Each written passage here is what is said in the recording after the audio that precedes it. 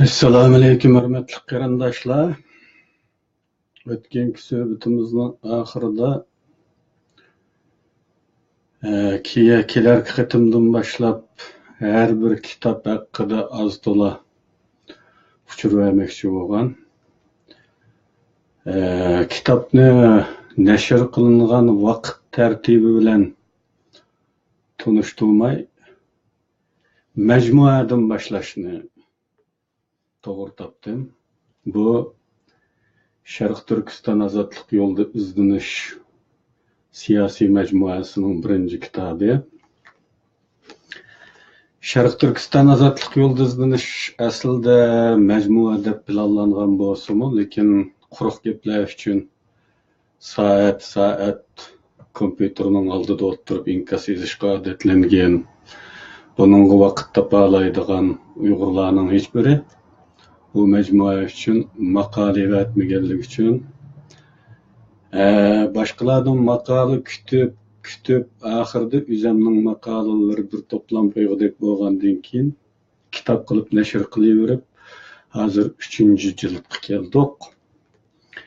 Elimi xabarsiz qolganlarning xabarda bo'lib qolsin deb bu suhbatni majmuadan boshlab tanishtirishni to'g'ri topdim. Bu asli bütün Uyg'ur xalqiga o'rtaq. Hatto Uyg'urlar qiziqadigan, ko'ngil biladigan chet elliklarga o'rtaq. Har kim maqola bas qarshi olaman. Birli shart majmuaning ismiga maqola mazmuni uyg'un bo'lishi kerak.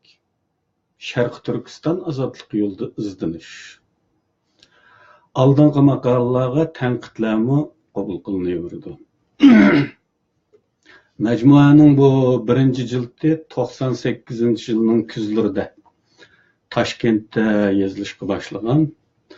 Taki 2001-yilgacha bu davomli yozildi yoki ilgirki yozilib bo'lgan maqolalar bir tarafdan tuzitildi. Bu o'zim duch kelgan ishlar, iddiy masalalar,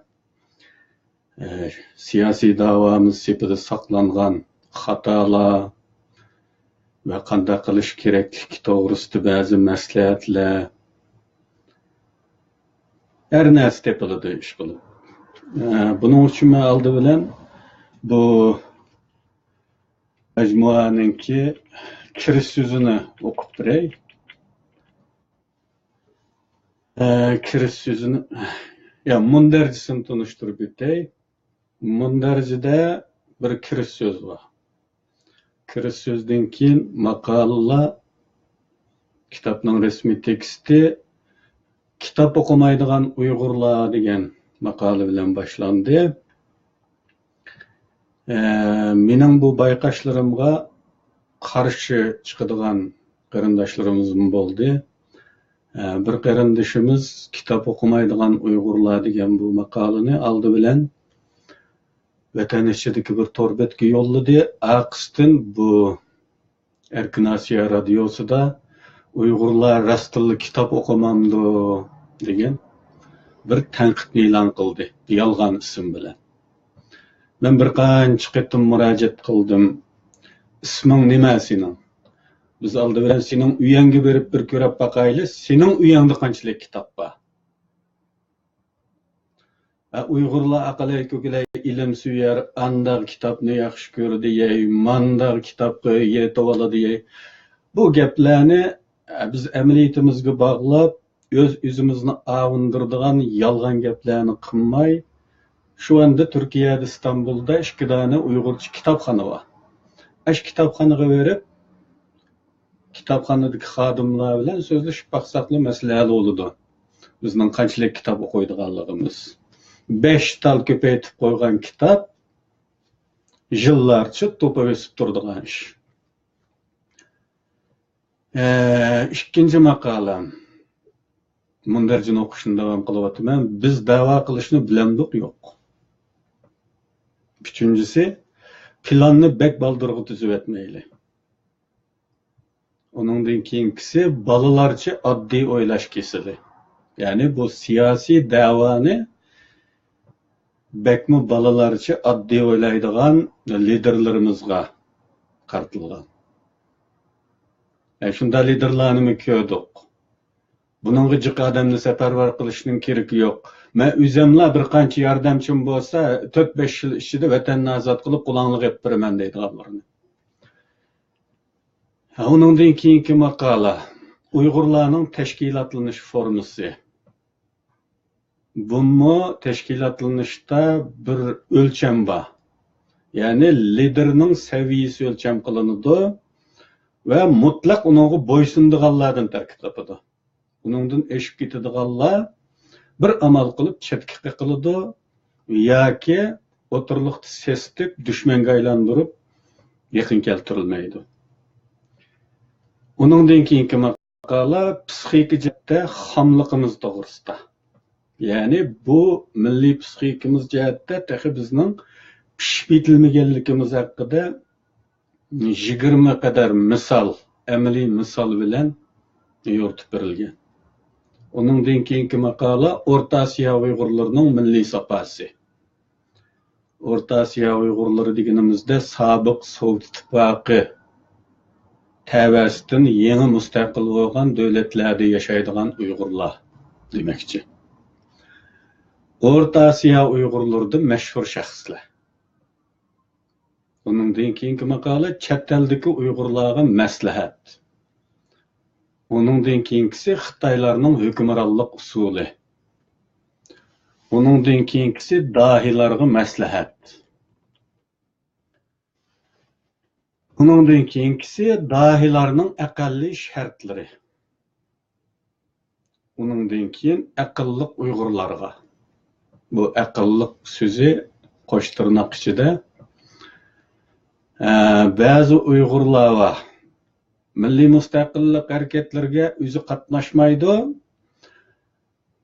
U ishli mag'lub bo'lsa yoki yomon natija bilan natijalangandan keyin buningdan xulosa chiqarib aqlliqligini ko'rsatib, o'zining buningga qatnashmaslikdagi sababni go'yo u burilib biladi buningki aqmaydiganligini, mag'lub bo'lganligini, uning uchun qatnashmagan bo'lib chiqadi. Va shuningga o'xshash munofiqliklarni o'zining aqlliqligi bilan oldin ko'rarligi bilan pardalamoqchi bo'ladi.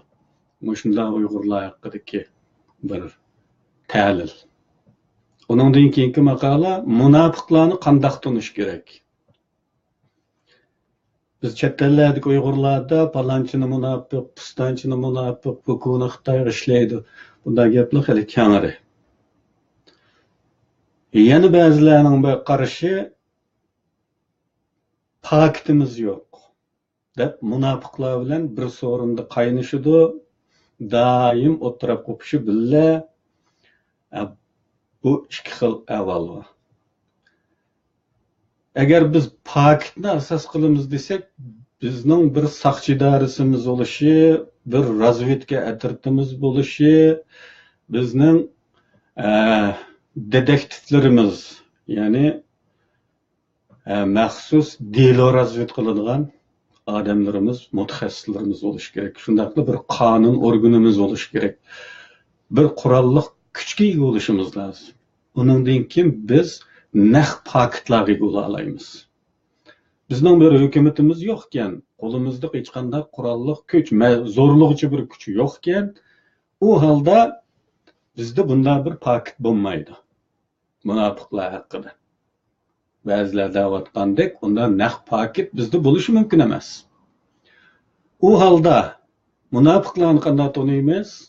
Munofiqlarni aqliy yakun chiqarish usuliga tayanib taniymiz va bu eng az 85% to'g'ri chiqadi. Va buningga asoslanib ba'zi odamlardan ehtiyot qilamiz. Ya'ni maxfiyatlarimizni demaymiz, suhbatlarimizga qatmaymiz, chek-chegara ajratamiz va hokazo. Bu munofiqlarni qanday tanish haqidagi mening ko'z qarashim. Uningdan keyingi maqola vatan ichidagi qarindoshlarga xitob. Uningdan keyingisi ozodlik yo'lidagi dastlabki oyoq izlari. Ya'ni bu izlanishlarning muqaddimasi şeklinde andın paydalanılan kitaplar.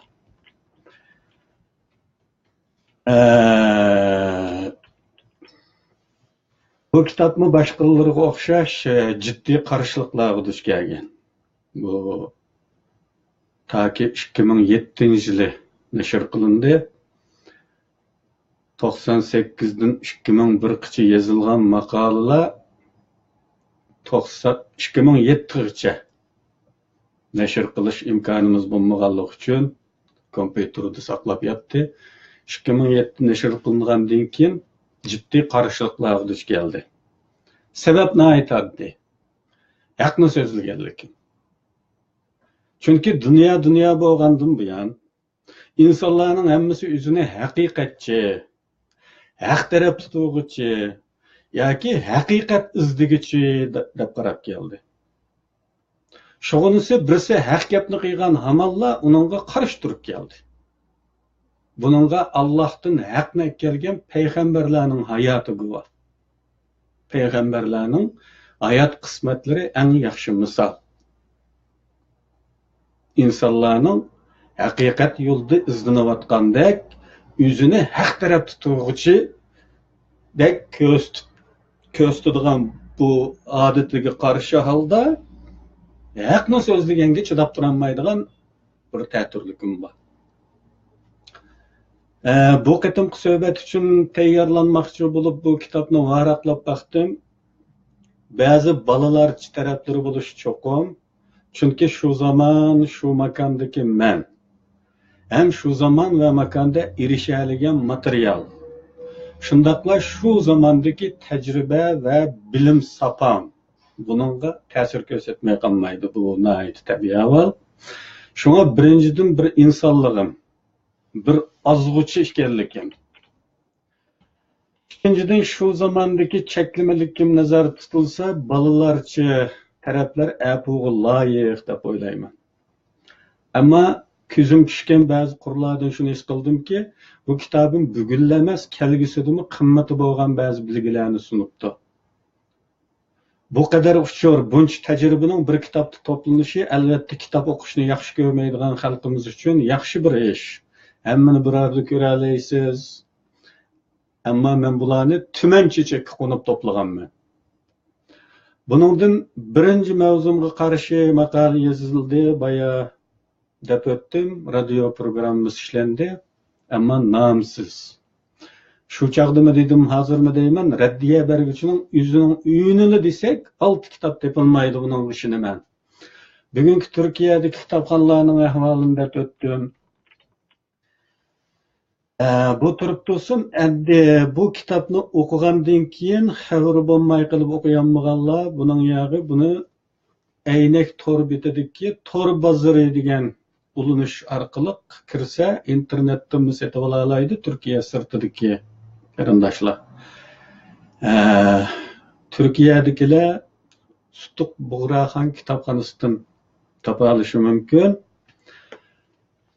Kitobni o'qigandan keyin ba'zi pitvazarlarda namertlarcha söküşten ko'ra ilmiy asosda tanqidlarni yozsa, e'lon qilsa, o'z ismi bilan albatta qarshi olaman va uni men qarindishim hisoblayman. Ko'pchilikka rahmat. Alloh hammanglarni amal qilsin.